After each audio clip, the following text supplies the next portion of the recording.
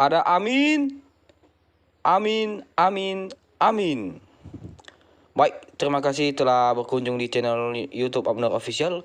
Kali ini kita akan membahas 10 buah yang harus kita konsumsi dan kita miliki di akhir 2020 agar kita sehat jasmani dan rohani di tahun 2021. Yaitu, sebelum lanjut, yang baru mampir di channel ini supaya menekan tombol subscribe, like, komen, dan share. Dan aktifkan lonceng notifikasinya agar video yang saya upload berikutnya kamu tidak ketinggalan. Terima kasih. Pertama, markisa. Artinya, mari kita bersabar dalam menghadapi situasi pada saat ini.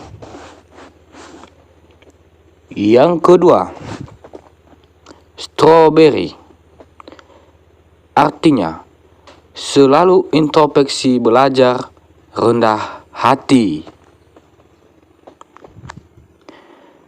Ketiga, salak.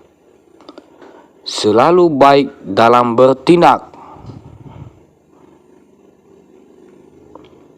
Keempat, jeruk.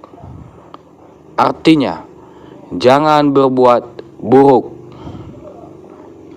5. Pisang. Artinya, pantang iri, sombong, dan angkuh. Keenam, anggur.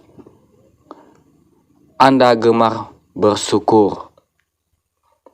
Ketujuh, melon. Artinya, menolong orang lain. 8. Tomat. Artinya, tobat sebelum kiamat. 9. Talas. Artinya, tak ada kata malas. 10. Mentimun. Menuntut ilmu, tidak banyak melamun. Oke, kira-kira itu saja buah yang kita harus sediakan di akhir tahun ini agar kita selalu sehat jasmani, rohani untuk menyambut tahun baru.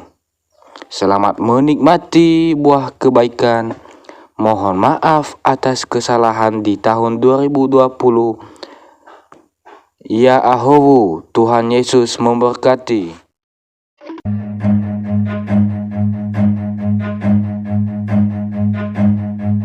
Run.